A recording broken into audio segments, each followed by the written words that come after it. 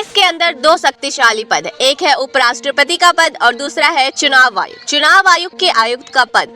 ये दोनों पद इतने शक्तिशाली है, इतने पावरफुल है कि वे प्रधानमंत्री से भी ऊपर है और वो चाहे तो प्रधानमंत्री पर भी एक्शन ले सकते। लेकिन अब विपक्ष कमर कस रहा है और विपक्ष कमर कस करके आगे बढ़ने की तरफ दिखाई दे रहा है और इन दिनों कुर्सी की इस वक्त के खतरे में दिख रही है। उपराष्ट्रपति के खिलाफ अविश्वास प्रस्ताव लाया जा रहा है जिस पर 70 से ज्यादा विपक्षी सांसदों ने हस्ताक्षर कर दिए, साइन कर दिए। इस देश का संविधान कहता है कि अगर कोई उपराष्ट्रपति अपनी मान मर्यादाओं के खिलाफ चला जाता है तो उसको हटाया जा सकता है। तो क्या अब वही ताकत का इस्तेमाल विपक्ष कर रहा है और अब विपक्ष वाकई महाअभियोग के जरिए, क्योंकि ऐसा नहीं है कि कोई कमिश्नर है या कोई है जो वो अधिकारी जिसको आप हटाना है, आप उसके खिलाफ जो है एक मुहिम चलाएंगे, धरना प्रदर्शन देंगे और वो हट जाएगा। उपराष्ट्रपति को हटाने का मतलब ये है कि आपको महाअभियोग लाना पड़ेगा।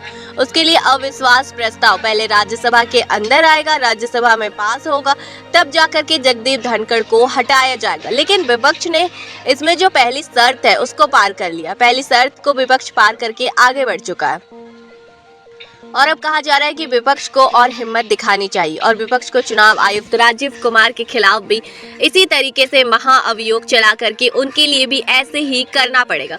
वह भी कोई छोटी पोस्ट नहीं है, उनके खिलाफ भी महाअभियोग चला करके उनको भी कुर्सी से हटाने की तैयारी करनी चाहिए, तभी जाकर के विपक्ष चुनावी मैदान में कुछ कर पाएगा। वरना चुनावी मैदान में आप कुछ भी कर भी पाएंगे तो उसके बावजूद जगदीप धनखड़ जो कर रहे हैं, विपक्ष जिस तरीके से लगातार आरोप लगा रहा है, तो ऐसे में सारे के करे कराए पर पानी फेर देते हैं। और जगदीप धनखड़ को लेकर के मल्लिकार्जुन खड़गे ने जिस तरीके से कल तेवर दिखाए, वह तेवर बताते हैं कि जगदीप धनखड़ को लेकर के विपक्ष की तैयारी क्या है। अगर नंबर गेम की बात करें तो नंबर गेम के हिसाब से पलड़ा किसका भारी है यह आज शाम तक पता चल जाए, क्योंकि कल जब यह अविश्वास प्रस्ताव की खबर निकल कर से सामने आई तब 70 सांसदों ने साइन कर दिया। 50 की जरूरत थी, लेकिन अभी भी विपक्ष ऐसा नहीं है कि यह अविश्वास प्रस्ताव लाने के साथ साथ जगदीप धनखड़ को घर बैठा देगा।